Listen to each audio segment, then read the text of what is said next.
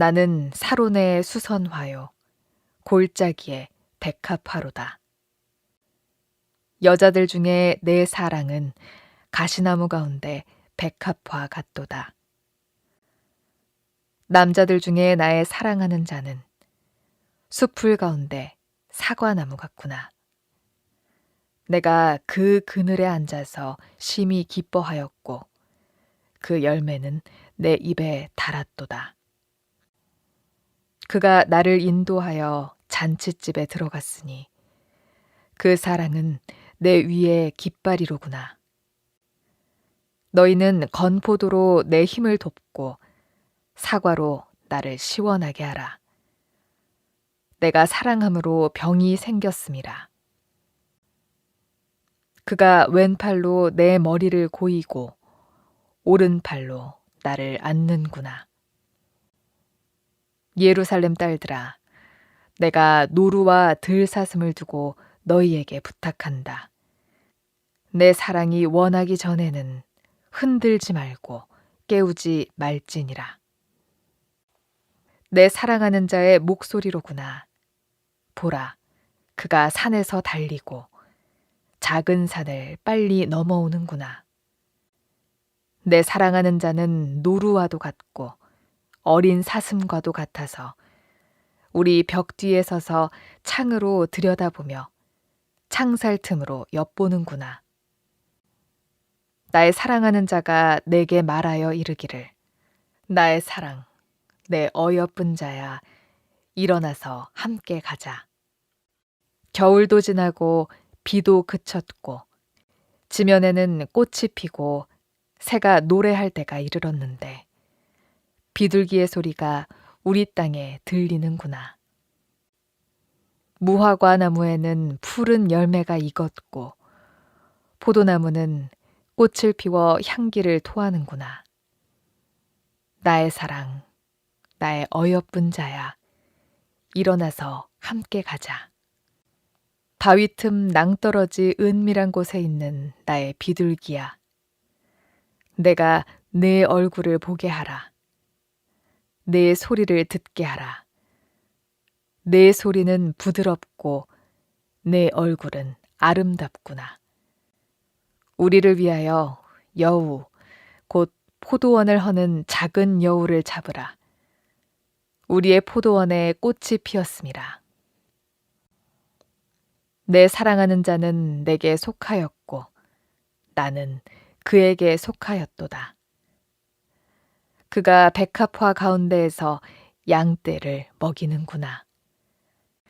내 사랑하는 자야, 날이 저물고 그림자가 사라지기 전에 돌아와서 베데르산의 노루와 어린 사슴 같을지라.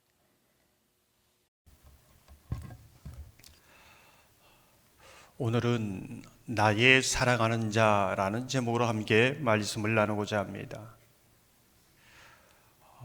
아가서는 하나님이 우리를 어떻게 사랑하시는가, 어떤 사랑으로 사랑하시는가, 이제 이 부분을 보여주고 있습니다. 흔히 우리가 헤세드의 사랑이라고 말합니다.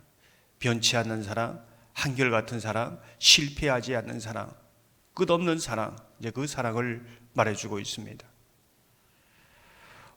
오늘 하나님이 말씀하시는 우리를 향한 사랑은 어떤 사랑인가? 10절을 보면 이렇게 말씀합니다. 나의 사랑하는 자가 내게 말하여 이르기를 나의 사랑 내 어여쁜 자야, 일어나서 함께 가자. 읽은 구절을 보면 나의 사랑 내 어여쁜 자야, 이렇게 말씀하고 있습니다. 나의 사랑하는 자, 하나님의 사랑이 여기에 담뿍 담겨 있는 것이죠. 나의 사랑하는 자, 우리가 하나님을 사랑하는, 사랑을 받는 우리가 어디에 속해 있는가, 누구의 사람인가, 이것을 말하고 있습니다. 나의 사랑하는 자. 16절을 보면 이렇게 말씀합니다. 내 사랑하는 자는 내게 속하였고 나는 그에게 속하였도다. 하나님의 사랑은 지금 내가 어디에 소속되어 있는가, 내가 누구의 자녀이고 누구의 신부인가, 이 소속에 대해서 말씀하고 있습니다. 누구에게 속하였는가? 이러한 법적인 소속감, 법적으로 확증된 어정쩡한 사랑이 아니라 법적으로 너는 내 자녀다, 내 사랑하는 자라 공식적으로 선포한 것이죠. 그것이 하나님의 사랑입니다. 예수 그리스도의 사랑은 나의 죄를 용서해 주신 그 사랑, 너무나 큰 사랑이지요. 그러나 더 놀라운 사랑은 그런 죄인을 용서해 주실 뿐만 아니라 하나님의 자녀로 뿐만 아니라 하늘나라의 상속자로 우리를 받아들였다. 그것도 법적으로 받아들였다. 하늘나라를 우리에게 주셨다. 이건 이루 말할 수 없는 놀라운 사랑이지요. 이 하나님의 사랑을 법적으로 나의 사랑하는 자야 이렇게 말씀하고 있습니다. 하나님의 사랑은 그 사랑입니다. 이 소속감이 이 땅에 있으면서 내가 하늘의 사람이고 하나님의 자녀라는 것을 알게 되고, 이 소속감이 내 보호막이, 내 배경이, 내 백이, 내 힘이, 내 위로가 어디서 오는가를 말해주고 있는 것이지요.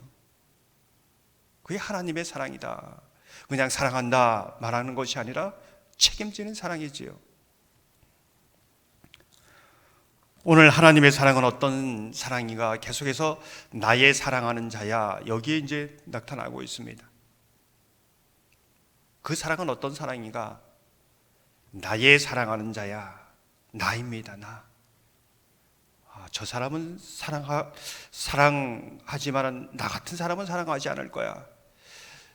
저렇게 헌신하고 저렇게 목숨을 걸고 복음을 전하는 사람, 저 사람은 조금 더 사랑할 거야. 근데 그렇게 말하지 않고 나의 사랑하는 자야 이렇게 말씀하고 있습니다. 나이기 때문에 사랑하신다는 겁니다. 다른 사람은 안 된다는 겁니다. 나를 온전히 사랑하신다는 그런 말이지요. 누구와 비교해서 누구보다 잘나서 사랑하는 것이 아니라, 누구와 비교해서 저 사람보다 못나서 덜 사랑하는 것이 아니라, 나에 대한 온전한 사랑, 변치 않는 사랑이죠. 완벽한 사랑입니다. 온전한 사랑이지요. 그 사랑이 나의 사랑하는 자야. 나이기 때문에 사랑하고, 나이기 때문에 어여삐 보신다는 것이지요. 내가 누구인가를 생각하는 것, 그것보다 더 중요한 것, 내가 누군가를 결정해 주는 것, 하나님이 나를 어떻게 보시는가, 여기 결정이 된다는 겁니다. 우리가 눈여겨보게 되는 것은 그냥 나입니다. 조건이나 자격이 붙어 있지 않습니다. 나라는 존재를 온전히 무조건적으로 사랑하시는 사랑, 무엇 때문에 내가 너를 사랑해, 그것이 아니라 우리가 죄인 되었을 때 그냥 나를 사랑하시는 겁니다. 나를 사랑하시고 작정했고 너는 나의 사랑하는 자라고 그렇게 말씀하고 있는 것이지요. 그 사랑이 이 새벽 저와 여러분 가운데 부어지기를 소망합니다. 정말 내가 하나님의 사랑하는 자라는 이 감격 속에 살아가는 저와 여러분 되기를 주님의 이름으로 축원합니다. 하나님의 사랑은 어떤 것인가? 2절을 보면 이렇게 말씀합니다. 여자들 중에 내 사랑은 가시나무 가운데 백합화 같도다. 가시나무 가운데 백합화 같도다, 이렇게 말하고 있습니다.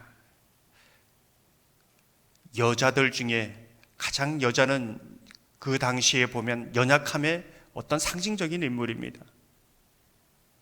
우리의 존재가 연약하다는 것이지요. 우리 힘으로 할 수 있는 것이 그리 많지 않습니다. 또한 우리의 삶의 현장은 가시의 나무와 같다는 것이죠. 매일매일 삶이 찌르고 아프고 눈물 흘리는 일이 너무나 많습니다. 가시밭길입니다. 그런데 하나님의 사랑은 연약하고 정말 가시밭길을 헤쳐갈 힘이 전혀 없는 우리를 향하여 그 가시밭길을 걸어가지만은 우리가 그 한가운데 아름다운 꽃을 피우며 살게 합니다. 악취가 아니라, 불평과 원망이 아니라 향기를 뿜으며 살게 하신다는 것이지요. 다른 어떤 이유가 있는 것이 아니라 하나님의 사랑이 우리 가운데 부어지기 때문에 그렇다, 이렇게 말씀하고 있습니다. 11절 12절을 보면 이렇게 말씀합니다. 겨울도 지나고 비도 그쳤고 지면에는 꽃이 피고 새가 노래할 때가 이르렀는데 비둘기의 소리가 우리 땅에 들리는구나. 우리 인생을 보면 겨울과 같은 추운 날도 있고 소낙비가 쏟아지는 그런 힘겨운 날도 있습니다. 그러나 하나님이 함께 하시는 그 사랑, 영원히 우리를 놓지 않는 그 사랑이 있어서 예수의 사랑으로 우리가 백합화 같이 살게 하는 겁니다. 그 예수의 사랑이 있어서 우리가 최종적으로 예수님으로 인하여 노래하는 인생이 되게 하신다는 것이지요. 종종 제가 말씀을 드리지요. 백합화는, 여기에 백은 흰백자가 아니라 백백자입니다. 100가지의 뿌리를 내리고 살아가면서 이렇게 아름다운 꽃을 피운다는 것이지요. 우리의 모든 것, 100가지의 뿌리가 있다면 단 한 가지라도 다른 데 잇대어 사는 것이 아니라 예수님의 그 은혜에, 사랑에 잇대어 있고 그 사랑으로 살아가는, 그리하여 순백색의 고고하고 순결한 삶을 살아가는 사람, 이것이 바로 하나님의 사랑하는 자. 이제 바로 그게 그리스도인의 삶이다. 하나님의 사랑을 받는 주의 자녀의 삶이다. 이렇게 말씀하고 있는 것이지요. 사랑하는 성도 여러분, 저와 여러분이 정말 하나님의 사랑받는 자, 오늘도 어김없이 너는 나의 사랑하는 자다, 어여쁜 자다, 오늘도 가시밭길 같지만 결과 같이 추운 그러한 인생의 길이지만은 때로는 소낙비가 쏟아지는 그 한가운데서 가지만은 내가 함께 가기에 그 길은 백합화가 피고 또 아름다운 나로 인한 노래를 부르게 될 것이다, 사랑의 노래를 부르게 될 것이다, 이렇게 말씀하고 있습니다. 그 은혜가, 그 사랑이 이 새벽 저와 여러분 가운데 부어지는 그러한 역사가 있기를 주님의 이름으로 축원합니다. 이 시간